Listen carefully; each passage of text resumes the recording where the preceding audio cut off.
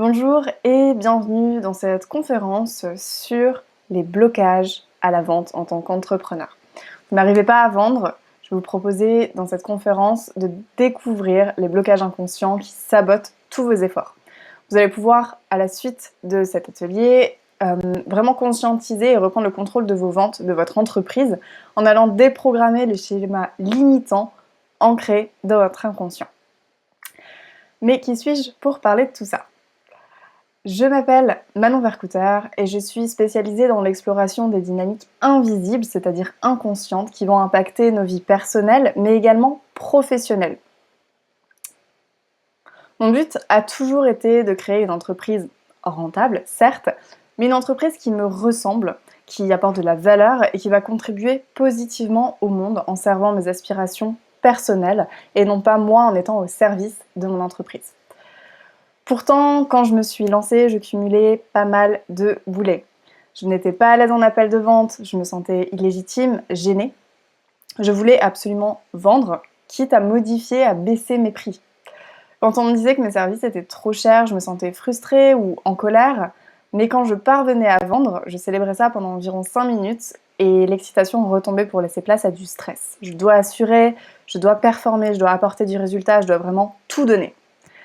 Après plusieurs années à naviguer dans l'entrepreneuriat, à tester différentes méthodes, à appliquer pour réussir, comme trouver son client idéal, se nicher, utiliser des méthodes de prospection, des argumentaires de vente en script, j'ai réalisé que l'entrepreneuriat ne se limitait pas à l'application copier-coller de stratégies pour réussir, que l'idée était vraiment de construire un business pérenne. Il n'y avait pas de solution magique, sinon ça se saurait. En réalité, j'ai réalisé que la solution des uns ne marchait pas nécessairement pour les autres. Et j'essayais de comprendre pourquoi, qu'est-ce qui faisait qu'une solution qui réussissait pour quelqu'un ne fonctionnait pas nécessairement pour d'autres. Alors après plus de 1000 personnes accompagnées, après plusieurs années dans l'entrepreneuriat, après plusieurs types d'offres de construction de business, eh bien, j'ai commencé à en percevoir un petit peu justement ces dynamiques qui sous-tendent nos entreprises. Alors, qu'est-ce qui a fonctionné pour moi? Qu'est-ce qui semble fonctionner sur un plan général? Au-delà des méthodes, vraiment ce qui va fonctionner, c'est travailler sur vous, sur votre inconscient. C'est personnellement en travaillant sur mes représentations que j'ai pu vraiment construire et affiner des process personnalisés qui me conviennent et me permettent de vivre mon activité. C'est vraiment en travaillant sur mes représentations internes, sur ma structure psycho-émotionnelle, sur mes émotions, en prenant en compte mon environnement, ma systémie, que j'ai pu enfin créer des process personnels qui me conviennent et qui m'ont permis de vivre de mon activité en remplaçant mon ancien salaire en moins d'1 an et puis à la suite de ça, de créer ma société. Donc j'ai vraiment une expertise qui est unique dans le sens où elle va combiner des connaissances approfondies sur les dynamiques inconscientes, sur la systémie, le système nerveux, l'attachement, et en même temps couplée à une acuité intuitive extrêmement fine. Je propose vraiment des accompagnements qui se distinguent radicalement sur le marché et qui sont conçus pour des entrepreneurs qui cherchent à réussir, mais surtout à s'épanouir profondément en construisant un business qui est au service de leurs aspirations personnelles et non pas l'inverse. Je ne veux pas devenir esclave de mon business et je ne veux pas que mes clients deviennent esclaves de leur entreprise. Alors du coup, aujourd'hui, on va aborder un sujet crucial dans l'entrepreneuriat, c'est les blocages inconscients liés à l'argent et à la vente. Ces blocages, ils peuvent freiner votre succès, mais en prenant conscience d'eux, vous allez pouvoir commencer à les surmonter. Donc dans cette approche, je vais vous proposer vraiment quelque chose qui va transformer votre relation à la vente en agissant là où tout commence, votre inconscient. L'objectif, c'est vraiment de fluidifier vos ventes, d'augmenter votre chiffre d'affaires et bien sûr de développer votre entreprise, mais de façon sereine, pérenne, durable, éthique, authentique. Alors peut-être que vous vous êtes déjà un petit peu initié à cette notion de blocage inconscient, mais qu'est-ce que ça veut dire réellement? Les blocages inconscients, ce sont des croyances, des dynamiques, des mémoires cellulaires, des fonctionnements de notre système nerveux, souvent enracinés dans notre histoire personnelle, familiale, et qui vont influencer notre comportement sans en avoir conscience, mais surtout qui vont influencer et impacter nos résultats et notre capacité à atteindre nos objectifs plus ou moins facilement. Par exemple, vous avez peut-être déjà entendu «l'argent ne pousse pas sur les arbres» ou «les riches sont égoïstes». Ces idées, elles peuvent créer des barrières invisibles dans notre relation à l'argent, à la vente, et donc avoir un impact négatif sur le développement de notre entreprise en faisant des barrages invisibles à la conversion de nouveaux clients. Donc, comment ça se manifeste? Comment on peut savoir si on a des blocages inconscients par rapport à la vente ou pas? Eh bien, imaginez que vous ayez un appel de vente prévu. Peut-être que vous essayez de vous répéter la scène pour être vraiment prêt. Peut-être que votre cœur bat plus vite, vous ressentez une certaine pression. Il y a une petite voix à l'intérieur de vous qui se dit « il faut absolument que je vende ». Pourquoi? Peut-être parce que votre inconscient vous dit que vous devez prouver votre valeur, que demander un prix élevé est égoïste. Et ce stress peut vous empêcher de vous exprimer librement, de vendre avec authenticité, aisance et spontanéité. Tout cela n'est que un des exemples parmi lesquels on peut retrouver.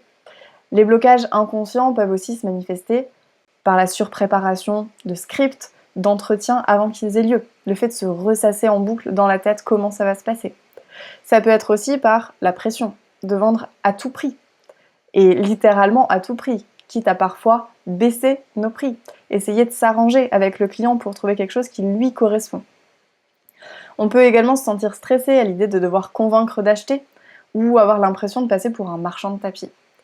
On peut être totalement déstabilisé, en colère, frustré et se remettre en question à l'objection de « c'est trop cher ». Ça peut également être le fait de modifier nos services, nos offres pour conclure une vente parce que vaut mieux prendre ça plutôt que de rien avoir du tout. Si la vente ne se fait pas, peut-être que vous vous remettez en question, vous vous dites que vous avez forcément mal fait quelque chose, pas assez fait d'efforts, et vous prenez l'entière responsabilité de ce que vous percevez comme un échec. Peut-être que vous ressentez un inconfort aussi à l'annonce du prix de vos services, que vous avez tendance à garder ce moment vraiment pour la fin de l'entretien et à meubler pour justifier la valeur de ce que vous proposez, même si on ne vous pose pas de questions dessus. Enfin, si votre prospect n'achète pas votre offre, vous le prenez vraiment personnellement et une part de vous peut se sentir triste, blessée, voire carrément rejetée. Et vous avez tendance à le ressasser et y penser pendant plusieurs jours. Alors peut-être que vous avez essayé de mettre en place des choses par rapport à ça. Suivi des formations de vente traditionnelles, mais qui ne vous ont pas vraiment aidé. Pourquoi? Parce que ce genre de formation se concentre sur des techniques, sur des stratégies de vente à appliquer. Souvent, ce sont des techniques qui sont pressantes, qui vont suractiver le système nerveux, qui vont appuyer sur les points de douleur de nos prospects. Et c'est des techniques qui ne sont pas vraiment éthiques. Ces techniques, en plus, elles ne fonctionnent pas tout le temps parce qu'elles ne tiennent pas en compte du ressenti intérieur que nous avons, de nos fonctionnements inconscients, de nos croyances. Peut-être que vous avez essayé aussi de lire des livres, regarder des masterclass, mais que tout ça n'a pas vraiment apporté de réponse parce que ça ne reste qu'en superficiel et ça ne va pas aux véritables racines, aux véritables causes du malaise psycho-émotionnel qui se joue dans nos entreprises. Peut-être encore que vous avez essayé d'appliquer des stratégies qui ont fonctionné pour d'autres personnes en se disant si ça marche pour elle, ça marchera pour moi. Mais ça n'a pas fonctionné puisque, encore une fois, une personne A est totalement différente d'une personne B et ce n'est pas parce qu'on fait la même chose qu'on va avoir les mêmes résultats. Quand on dit ça comme ça, finalement, ça paraît beaucoup plus logique. Alors, ce que je vais vous proposer maintenant, ça va être 2 exercices pour pouvoir aller faire émerger ces fameux blocages, commencer à conscientiser des croyances, des informations, faire remonter des choses qui pourraient être la source de vos problèmes ou de vos blocages dans votre entreprise aujourd'hui. Je vais vous inviter peut-être à vous munir d'un papier, d'un stylo. Et je vais d'abord vous demander de lister spontanément ce qui vous vient, il n'y a pas besoin de trop réfléchir, de lister vos croyances, ce que vous pensez en fait, par rapport à la vente, par rapport à l'argent. Ça peut être « je n'aime pas vendre »,« je ne sais pas vendre »,« vendre c'est difficile »,« je ne suis pas capable »,« ce n'est pas pour moi »,« ça ne me ressemble pas »,« vendre c'est manipuler »,« vendre c'est mal ». Vous allez pouvoir noter toutes ces choses-là. Et en même temps, vous pouvez également noter les personnes que vous rattachez à la vente. Moi, quand j'ai commencé dans l'entrepreneuriat, les personnes que j'imaginais, que j'associais à la vente, c'était vraiment les commerciaux des années 2000 qui étaient hyper pushy, hyper insistants, très à l'ancienne et qui utilisait des techniques un petit peu de manipulation pour nous entourlouper. Donc forcément, avec cet archétype du vendeur, je n'avais pas envie d'incarner ça dans mon entreprise, mais je ne savais pas forcément comment faire différemment et je ne savais pas non plus à quel point cet archétype, cette vision de la vente m'impactait déjà sans le savoir. Donc je vous propose de faire une pause sur cette vidéo et de noter tout ce qui vous vient en tête par rapport à la vente. Ça peut être même des souvenirs, des choses que des personnes ont essayé de vous vendre à un moment et vous vous êtes senti un petit peu agressé ou que la personne était trop intrusive. Quand on va dans un magasin de vêtements et que la personne vous saute dessus et vous dit directement « Vous avez besoin d'aide pour quelque chose ?» et que vous vous dites « Ah, je n'ai plus envie d'acheter là. » Ok ? Donc tous ces exemples-là, vous allez les noter. Et on se retrouve une fois que c'est terminé. Ok, super. Maintenant que vous avez noté vos croyances, vous avez déjà une bonne idée un petit peu à quoi tout ça, ça peut ressembler et commencer à vous dire, ok, il y a peut-être un impact négatif qui se joue à l'intérieur de moi et qui a un résultat sur mes ventes. Donc maintenant, on va faire un autre exercice. C'est-à-dire que je vais vous lire les phrases qui sont à votre écran et vous allez les compléter avec ce qui vous vient en premier dans la tête. Vous n'allez pas tout de suite réécrire les phrases, vous allez d'abord écouter et ensuite vraiment vous dire qu'est-ce qui me vient en premier, par quoi mon cerveau complète la fin de la phrase, ok ? Par exemple, si je vous dis « l'argent ne fait pas », quelque chose qui vient normalement et c'est le bonheur. Donc vous allez juste écrire le bonheur. Vous pourrez récupérer les débuts de phrase après. L'idée, c'est d'aller assez vite sur cet exercice pour rester dans les premières choses qui nous viennent et ne pas commencer à ramener de l'intellectualisation sur le process. S'il y a plusieurs choses qui vous viennent, notez-les.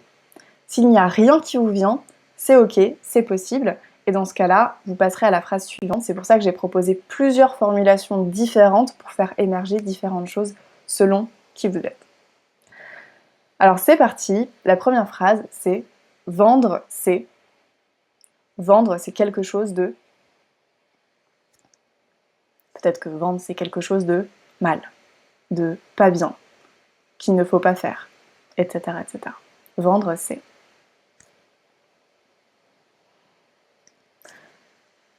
La deuxième phrase, c'est si je vends mes services, si je vends mes offres, alors j'ai peur que... Si je vends mes services, alors j'ai peur de... Même si ça vous paraît étrange ce qui vous vient en tête, ça vous paraît ne pas faire de sens, notez-le, c'est très important. Si je vends mes services, alors j'ai peur de ne plus avoir de temps pour moi, peut-être. Si je vends mes services, alors j'ai peur d'être dépassée. La troisième phrase, c'est si j'arrive à vendre, alors le problème c'est que. Si enfin j'arrive à vendre, alors le problème c'est que. Alors le problème c'est que je ne m'arrêterai plus, par exemple. Passe à la quatrième phrase, et encore une fois, vous pouvez poser cette vidéo si vous en avez besoin. L'idée c'est quand même d'être assez dans la spontanéité.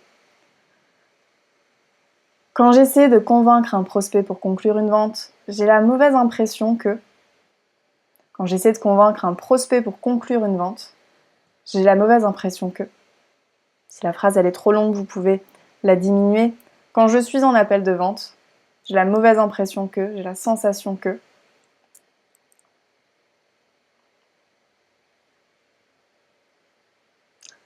L'avant-dernière phrase, c'est « Si je vends beaucoup, alors je risque de... »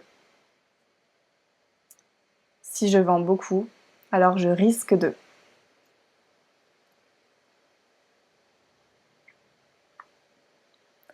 Et enfin, la dernière phrase, « Si je vends beaucoup, je ne pourrai plus. » Si je vends beaucoup, je ne pourrai plus. Qu'est-ce que je ne pourrai plus faire ?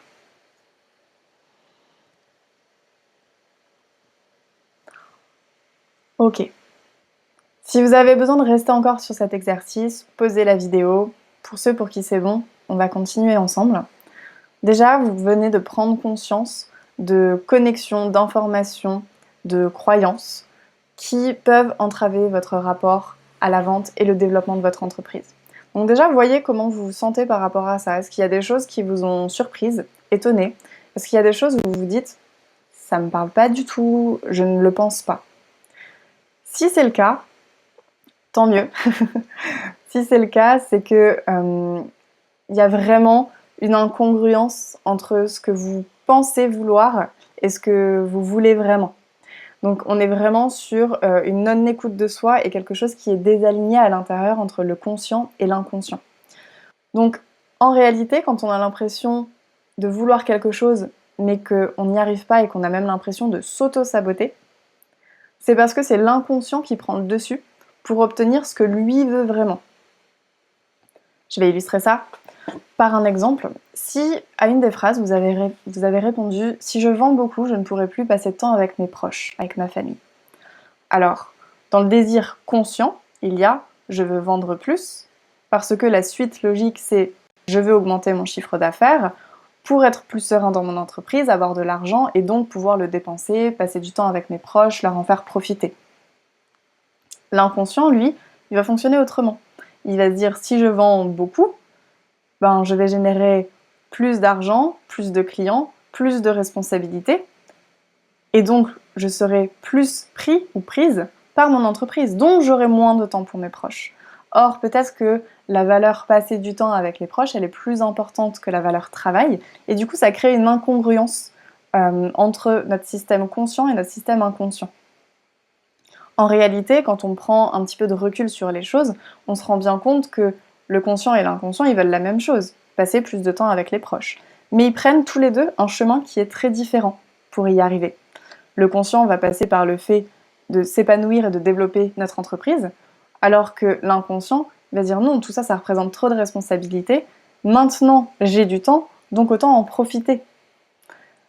L'inconscient, il fonctionne vraiment non pas par rapport à notre bonheur, par rapport à notre épanouissement, mais plutôt par rapport à notre survie, à notre sécurité.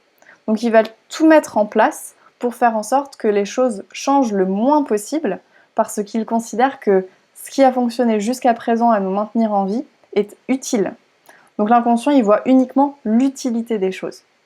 C'est pour ça que parfois, on peut avoir des comportements qu'on va appeler auto-sabotage, procrastiner, bâcler un travail alors qu'on sait qu'on pourrait faire beaucoup mieux, être en retard à un rendez-vous. Ce genre de comportement-là, on va se dire mais pourquoi j'arrive pas à m'investir plus? Pourquoi j'arrive pas à être peut-être plus organisé, plus sérieux, plus discipliné, plus motivé? En réalité, tout ça, ce sont des comportements que l'inconscient fait ressurgir pour nous empêcher d'aller développer notre entreprise et donc d'avoir moins de temps pour notre famille, pour nos proches, comme lui le croit. Donc tous ces comportements de survie, aujourd'hui, continuent de se reproduire, ce sont des patterns comportementaux au sein de notre entreprise et dans la dynamique avec nos clients. Donc on voit bien comment tout ça, ça peut énormément impacter le développement et la réussite de notre entreprise. Donc vous allez me dire, ok, maintenant, qu'est-ce qu'on en fait? Alors, l'avantage, c'est que déjà, le travail de conscientisation peut parfois suffire. Pas tout le temps, mais déjà le fait parfois de mettre le doigt, vraiment en conscience, sur tout ça, ça peut permettre d'aller apaiser, d'aller commencer à dénouer un système de croyances. Mais en même temps, parfois ça ne suffit pas. J'imagine que vous avez déjà peut-être essayé de faire des coachings sur les croyances limitantes, de trouver des contre-exemples, d'essayer de les écrire et puis écrire la croyance opposée, puis de vous la répéter en tant que mantra positif, mais ça ne marche pas. Bon, ce n'est pas étonnant. Ce n'est pas étonnant parce que cette part du travail, vous le faites uniquement avec les 5% de conscient et pas du tout avec l'inconscient. En réalité, tout ce qui vient de l'inconscient est inscrit dans le corps. Donc les croyances, elles ont également des marqueurs physiologiques dans notre corps, ce qu'on va appeler des empreintes ou des mémoires, qui vont conditionner un certain état, un certain fonctionnement du système nerveux, qui à son tour va ensuite se formuler plus tard sous forme de croyances. Cela signifie bien que travailler uniquement sur les croyances, ça ne suffit pas, c'est trop superficiel. Ainsi, on comprend bien que pour agir et déloger tout cela, il faut aussi prendre en compte le corps. Il s'avère que moi, ma spécialité, entre autres, c'est le transgénérationnel. Ça va être la transmission des mémoires qui fait grandement différence dans cette approche entrepreneuriale. Les dynamiques transgénérationnelles et systémiques, ça va être des schémas inconscients dont on hérite de notre famille, de notre culture, de notre religion, de notre environnement social, de notre histoire. Comme je disais, c'est des croyances, des comportements, des informations en réalité, des mémoires transmises d'une génération à l'autre, transmises depuis le passé, qui nous influencent directement dans le rapport à l'argent, à la réussite, à la vente, au succès, à la visibilité, à l'amour. Et bien souvent, en fait, ces croyances sont plutôt limitantes et en plus, elles ne nous appartiennent même pas. C'est juste que nous les portons inconsciemment. Le fait de travailler vraiment sur cette sphère, cette dynamique transgénérationnelle et systémique, c'est vraiment le fait que ça ne s'arrête pas à un simple travail de mindset. On va aller plus profondément pour voir qu'est-ce qui se passe à l'intérieur, dans la sphère psycho-émotionnelle, et qui fait que ça crée des blocages. C'est-à-dire que moi, je vais considérer dans mon approche que les problèmes, les blocages que mes clients vont amener ne sont pas le problème. Ce sont des conséquences, ce sont des résultantes d'un blocage antérieur qui est inconscient.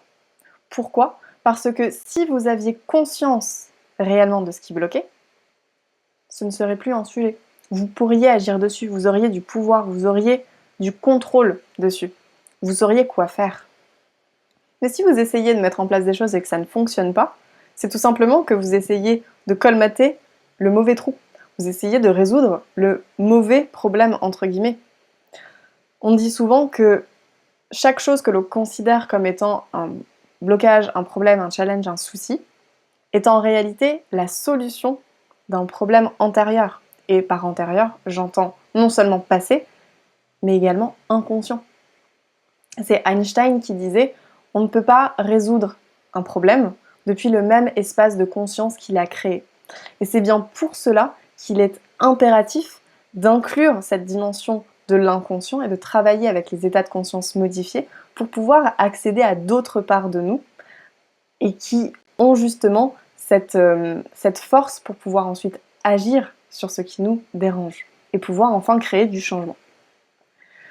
Donc, par exemple, pour revenir dans la dynamique transgénérationnelle, si vous avez grandi dans une famille où l'argent a toujours été une source de conflit, de stress, il est possible que vous ayez développé une association inconsciente entre argent, culpabilité, angoisse. Sans même vous en rendre compte, cette association, elle peut influencer la manière dont vous abordez la vente dans votre entreprise. Un autre exemple, il peut y avoir dans votre lignée familiale une croyance profondément ancrée que travailler dur est la seule manière de réussir. Si cette croyance, elle fait partie de votre héritage, eh bien, elle peut saboter vos efforts pour automatiser, déléguer ou simplifier votre business parce qu'une part de vous pense que réussir facilement, ce n'est pas mérité. Donc, tous ces héritages, toutes ces mémoires, vous pouvez déjà commencer à les identifier par rapport à des phrases qu'on vous a répétées, que ce soit dans la famille, que ce soit à l'école, que vous ayez entendu ou lu, comme l'argent rend mauvais, il faut travailler dur pour réussir, si c'est trop facile, c'est que tu t'es pas assez investi, l'argent ne pousse pas sur les arbres, vendre, c'est manipuler les gens, les commerciaux sont des requins. Mais ça peut être également des modèles avec lesquels on a grandi. Par exemple, comme je disais, si on a grandi dans un milieu où l'argent était source de conflit, eh bien, on va associer l'argent à une source de problème. Donc, dans notre entreprise, on va continuellement éviter l'argent et avoir des comportements qui vont toujours rediriger l'argent à l'extérieur. Si j'ai de l'argent à un moment, peut-être que du coup je vais le dépenser, je vais l'investir, ou alors je vais recevoir comme par hasard un courrier de l'URSSAF ou des impôts qui me dit que j'ai quelque chose à régler qui n'était pas prévu. Si j'ai eu des parents qui travaillaient beaucoup, mais qui n'ont jamais eu de reconnaissance, pas d'évolution de poste, pas d'évolution de salaire, également ça peut impacter ma vision que j'ai du travail. Je ne vais pas avoir envie de m'investir parce que je sais que de toute façon, le travail n'est source d'aucune reconnaissance et plutôt source de souffrance et de sacrifice. Ça donne pas vraiment envie en tant qu'entrepreneur. Ou encore un dernier exemple, si nous avons eu un des parents qui a dû sacrifier sa carrière pour s'occuper de ses enfants, eh bien cela peut venir créer une croyance. Je dois choisir entre l'épanouissement professionnel ou personnel. Je ne peux pas avoir les deux. Et malheureusement, c'est une croyance particulièrement présente chez les femmes et que j'accompagne énormément en séance. Donc dans mon approche, je vous aide vraiment à identifier, libérer ces schémas transgénérationnels et systémiques en fonction des empreintes que vous portez en vous, votre histoire de vie, votre style d'attachement, l'état de régulation de votre système nerveux. La différence avec un coaching classique qui aiderait à atteindre des objectifs de façon stratégique avec un plan, marketing, etc., c'est que moi je vais travailler vraiment avec l'humain comme globalité, je vais travailler avec le vivant. Donc mon approche elle est vraiment intégrative, c'est-à-dire que je pars de ce qui est normal et non pathologique, en cherchant à créer davantage de paix, de sécurité et d'union intérieure, plutôt que de renforcer des schémas de survie qui vont ne faire que rajouter de la tension à l'intérieur de vous, risquant de mener à terme au burn-out par exemple. On a souvent tendance à faire passer le burn-out entrepreneurial par un surinvestissement parce que ce qu'on fait nous plaît beaucoup trop. Mais en réalité, il y a bien d'autres dynamiques psycho-émotionnelles qui sont en jeu derrière. Donc, pour faire cela, commencez par identifier des points de blocage, des challenges, et ensuite on va les relier à des empreintes émotionnelles en mettant du sens sur les mécanismes de contre-transfert, de projection qu'on fait au quotidien sur nos clients et notre entreprise. Et à la suite de ça, la difficulté, en fait, elle va commencer à se dissoudre d'elle-même parce que le programme de survie qui l'a créé n'a plus lieu d'être. C'est Carl Rogers qui disait « Le curieux paradoxe est que quand je m'accepte enfin tel que je suis, c'est là que je peux commencer à changer. » Autrement dit, c'est quand nous guérissons la relation avec nous-mêmes que la plupart de nos comportements, entre guillemets, d'auto-sabotage, qui sont donc des comportements de désalignement, la plupart de ces comportements disparaissent simplement d'eux-mêmes, car ils n'ont plus d'utilité. Et c'est bien pour cela que je suis une fervente avocate du fait que utiliser la discipline, se forcer à faire des choses, ou encore se faire violence, ne fait que rajouter de la pression à un système interne inconscient qui est déjà mais totalement suractivé. Il est vraiment très intéressant de comprendre que plus on essaie de résoudre quelque chose que l'on considère comme un problème, plus ce problème va continuer à exister. Plus on cherche une solution, plus cela sous-entend qu'il y a un problème. Alors que si on remonte vraiment en amont de la chaîne, à l'origine de nos constructions psycho-émotionnelles, on peut comprendre comment des mécanismes qu'aujourd'hui on juge néfastes, handicapants, totalement frustrants et énervants, comment ces mécanismes-là, en fait, ont été utiles à un moment. Et en commençant à conscientiser l'utilité de ça, ça nous permet donc d'avoir un regard différent, de ne plus être autant en haine de ce comportement, et donc en haine d'une partie de nous-mêmes. Et donc là, on a un espace qui s'ouvre, on a une brèche pour pouvoir aller détendre tout ça à l'intérieur. Donc, vous vous demandez sûrement, eh bien, quel genre de résultat on peut avoir en travaillant sur notre inconscient. Alors, je vais vous en parler. Quand on travaille sur notre inconscient en tant qu'entrepreneur, on peut avoir comme résultat une augmentation des ventes, du chiffre d'affaires de notre entreprise. On peut voir le stress face aux prospects disparaître. On n'est plus angoissé à l'idée de prendre un téléphone et on sait dire non à des projets ou des prospects qui ne sont pas alignés. On sait enfin poser des limites dans une posture entrepreneuriale. On sait enfin faire sens des situations qu'on vit au quotidien parce qu'on se sent davantage sécure. On a davantage de créativité, un passage à l'action qui se fait plus rapidement. On ne procrastine plus et on peut enfin déculpabiliser. Alors vous dites, ok, c'est génial, comment je fais pour avoir tout ça?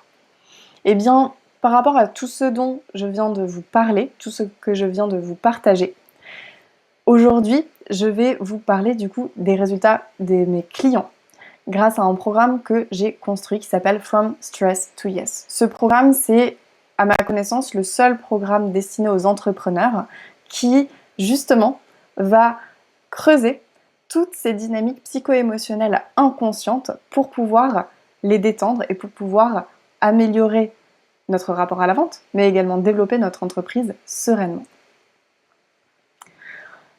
Là, vous voyez par exemple que c'est des personnes qui ont rejoint la première cohorte de From Stress to Yes et qui nous disent: je n'ai jamais autant vendu depuis cet accompagnement, j'ai fait un record de vente, j'ai augmenté mes prix et c'est OK. Candice qui nous partage que grâce à ce programme, elle a gagné en sérénité, en audace, en courage dans son entreprise. Également, ce programme, comme je vous disais, il y a un volet sur le transgénérationnel et donc il va vous faire conscientiser l'impact de votre histoire familiale sur vos résultats professionnels.